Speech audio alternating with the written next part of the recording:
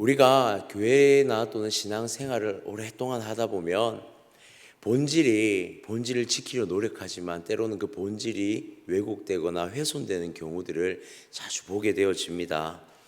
방법적인 것들이 우리가 계속해서 그 행위 가운데 지켜지고는 있지만 그 본래의 의도, 본래의 그 의미를 상실하는 경우가 참 간혹 드러나는 것 같습니다. 이 유대인들, 바리새인들이 지키고 있는 율법 또한 그런 부분들이 있지 않을까 생각하게 되어집니다. 물론 바리새인들은 이 율법을 지킴을 통하여서 후대에 이 율법이 계속되어 전해져 왔던 것은 참 고무적인 일입니다. 그런데 이 율법들을 지키는 것에 있어서 그 본질이 훼손되어지고 본래의 의도가 훼손되어졌다면 그것에 대해서는 우리가 분명히 고민해보고 생각해보며 또한 그것을 다시 바로잡을 필요가 있다는 것이죠. 오늘 우리가 읽은 본문의 말씀을 볼 때에 이러한 본질적인 율법의 의도가 상실되어진 그러한 부분들이 조금 언급되어지고 있는 것 같습니다. 예수님과 예수님의 제자들이 귀한 사역들을 감당하다 보니 오늘 또 안식일이 되었고 그 안식일의 귀한 사역을 감당할 때에 많이 시장했던 것 같습니다. 식사를 하지 못하는 상황 가운데에서 병자들을 돌보고 가난하고 병든 자들을 살피는 가운데 많이 시장한 모습들이 있었던 것 같아요. 그래서 1절에 보니 이렇게 기록합니다. 그때 예수께서 안식일에 밀밭 사이로 가실새 제자들이 시장하여 이삭을 잘라 먹으니 그 시장한 가운데 제자들이 나아가 추수한 곡식을 가지고 탈곡을 하여서 그것을 먹는 사건, 소위 말하는 식사를 하고 계셨던 것이죠. 자, 바리새인들은 오늘 이 식사의 현장에서 또한 예수님의 그 모든 사역에 딴지를 걸기 시작합니다. 2절을 보니 바리새인들이 보고 예수께 말하되 보시오, 당신의 제자들이 안식일에 하지 못할 일을 하더이다. 그렇게 말씀하고 있습니다. 율법에 보니 율법에서 금하고 있는 이 몇 가지의 사항들이 있습니다. 오늘 그 사항들을 제자들이 어긴 것 같아요. 안식일에 그들이 하지 말아야 할 행위를 했다라는 것입니다. 추수를 하는 행위와 그것을 탈곡을 하는 행위들.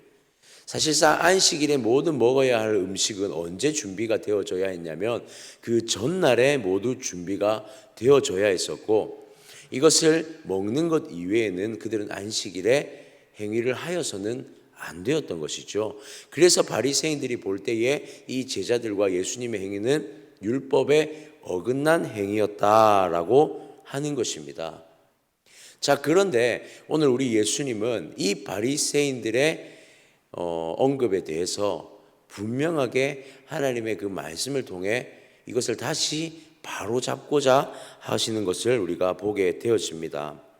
율법의 예외적인 상황에 대해서 두 가지의 상황을 오늘 언급하고 계시는데요. 그 첫 번째가 높 성소에서 일어난 다윗의 이야기를 언급하고 계십니다.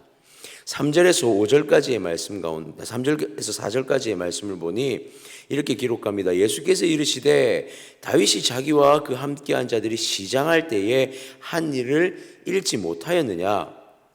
그가 하나님의 전에 들어가서 제사장 외에는 자기나 그 함께한 자들이 먹어서는 안 되는 진설병을 먹지 아니하였느냐라고 말씀하시면서 높 성전에서 일어난 다윗의 이야기를 그들 가운데 풀어놓기 시작하십니다. 어떤 이야기죠? 다윗이 사울을 피하여서 도망할 때에 이 높 성전에 성막에 들어가게 됩니다. 그곳에서 배가 고프고 시장한 가운데 아히멜렉 제사장에게 먹을 것을 요구하게 되죠. 그러자 아히멜렉이 내어준 음식이 무엇이었습니까? 성소에 진설되어져 있던 진설병 떡 5덩이를 내어주게 됩니다. 이 진설병은 안식일에 새로운 진설병으로 교체가 되어집니다. 그러면 교체되어지고 남은 진설병은 어떻게 되어지냐? 제사장들이 먹는 음식이 되어지는 것이죠.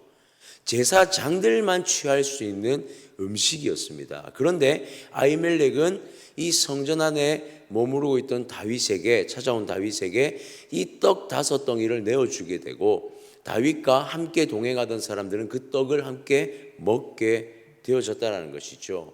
유대인들, 바리새인들 가운데서 이 놋 성전에 일어났던 사건은 예외적인 사건으로 언급되어졌습니다. 율법을 지키는 그 행위 가운데 특별히 예외적으로 이 사건은 분류되었다는 사실이죠. 주님은 오늘 바리새인들을 향하여서 이 사건을 먼저 언급하고 계십니다. 그리고 또 한 가지의 사건을 언급하시는데 5절에 보니 또 안식일에 제사장들이 성전 안에서 안식을 범하여도 죄가 없음을 너희가 율법에서 읽지 못하였느냐, 그렇게 말씀하세요.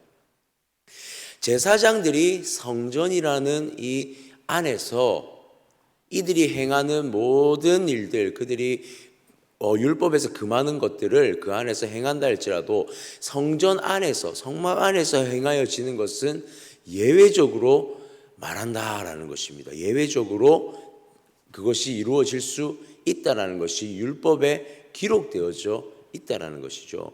주님은 오늘 이 예외적인 사건 두 가지를 언급하시면서 과연 안식일의 본질이 무엇인가에 대해서 그들 가운데 확실히 다시 한 번 더 짚고 넘어가심을 우리가 보게 되어집니다. 여러분, 안식일의 본질이 무엇이었습니까? 우리가 이전에 보았던 마태복음 11장에 보니 28절에 그렇게 기록합니다. 수고하고 무거운 짐진 자들아 다 내게로 오라. 내가 너희를 쉬게 하리라. 주님이 말씀하시는, 우리 하나님께서 이 안식일 제정하실 때의 본질적 안식은 무엇이었습니까? 하나님 안에서 무겁고 수고하고 짐진 자들이 나와 쉼을 누리는 것이 안식이었습니다. 그런데 오늘 이 바리새인들이 예수님과 그 제자들에게 요구하는 안식은 무엇이죠? 자비와 긍휼이 없는 안식이죠. 쉼이 없는 안식입니다. 이 방법론들이 지켜져야 하는 안식인 것이죠. 제한된 안식이고 자유가 상실된 안식이었던 것입니다. 우리 주님은 그런 바리새인들을 향하여서 이 두 가지 예외적 상황을 언급하시며 다시금 그 본질인 자비가 있는 참된 쉼이 있는 안식이 무엇인가에 대해서 바리새인들에게 말씀하고 있는 것이죠. 그래서 6절에 그것에 대한 본질적인 말씀을 다시 한번 언급하십니다. 내가 너희에게 이르노니 성전보다 더 큰 이가 여기에 있느니라. 우리 주님이 곧 성전이고 또한 그곳에 머무는 우리가 하나님과 주님과 함께 머물러 있다면 우리가 곧 성전이지 않겠습니까? 우리가 제한하면서까지 지켜야 할 그것들, 주님이 보실 때에는 아니었다라는 것입니다. 주님은 제한하고자 안식을 정하시고 제정하신 것이 아닙니다. 하나님은 창세기에 그 안식을 제정하실 때에 창세기 2장 3절에서 언급하신 그 안식, 과연 그 안식은 진짜 안식은 무엇이었는가, 그 본질이 무엇이었는가 볼 때에 하나님은 우리와 함께 그 안식에 함께 참된 쉼을 누리기를 원하셨다라는 거예요. 모든 하나님께서 만드신 피조물이 하나님 안에서 함께 누리며 하나님의 질서 안에서 하나님과 누리는 그 모든 시간이 쉼이 되어지기를 원하셨다라는 사실입니다. 그리고 예수님께서 오늘 그 쉼이 무엇인가를 언급하시죠. 그것이 무엇입니까? 자비의 마음이 있는 쉼이라는 것입니다. 돌봄이 있는 쉼이라는 것입니다. 배고픈 자에게는 배고픔을 해결해 줄 수 있는 것이 쉼이고, 병든 자에게는 병든 것을 치료받음이 곧 쉼이고, 그 안에서 주님과 누릴 수 있는 최고의 안식은 그들의 아픔과 슬픔과 그들의 어려움들이 해결되어지는 것이 참된 쉼이다. 우리 주님은 그렇게 말씀하고 있는 것이죠. 그래서 7절에 더 명확하게 이렇게 말씀하십니다. 나는 자비를 원하고 제사를 원하지 아니하노라. 하신 뜻을 너희가 알았더라면 과연 너희가 이것을 이렇게 정죄할 수 있었겠느냐라고 바리새인들에게 다시 한번 명확하게 언급하고 계시는 거예요. 하나님의 뜻이 무엇인지 너희가 참 그 뜻이 무엇인지 알았더라면 지금 우리가 하고 있는 이 안식일에 식사를 하는 것에 너희가 정죄할 수 있었겠느냐. 말씀을 보며 돌아보니 우리 가운데도 이런 모습이 있지 않을까 다시 한번 고민하게 되어집니다. 교회가 무엇일까요? 교회는 문턱이 낮아야 되는 곳이죠. 누구나 이 안에 들어와서 하나님의 회복과 안식을 누릴 수 있어야 한다라고 생각을 합니다. 그런데 간혹 시간이 지나다 보니 우리 가운데 그것을 위해서 세워놓았던 방법들이 때로는 그 본질을 상실한 채로 그 방법들이 계속되어지고 있는 것을 보게 되어지죠. 그 방법 때문에 오히려 사람이 힘들어지고 그 방법 때문에 오히려 성도 간에 분란이 일어난다면 과연 그 방법이 정말로 필요한 방법일까? 우리는 고민해 보아야 한다는 것입니다. 그것을 다 제거해 버리자고 하는 것이 아닙니다. 본질을 회복해 보자라는 것이죠. 이것은 비단 교회뿐만 아니라 우리 개인에게서부터 사실상 비롯되는 게 아닐까. 하나님 앞에 정말 은혜가 있고 하나님 앞에 참된 그 하나님의 뜻을 매일매일 사모하고 묵상한다면 우리 가운데 그 변질되어지는 것들이 다시 설 수 있지 않을까 생각하게 되어집니다.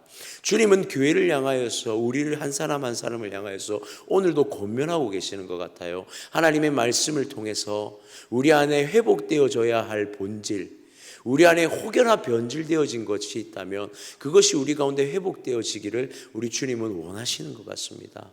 사랑하는 성도님들, 주님이 원하시는 것은 다른 것이 아닙니다. 대단히 큰 것을 원하시는 것이 아닌 것 같아요.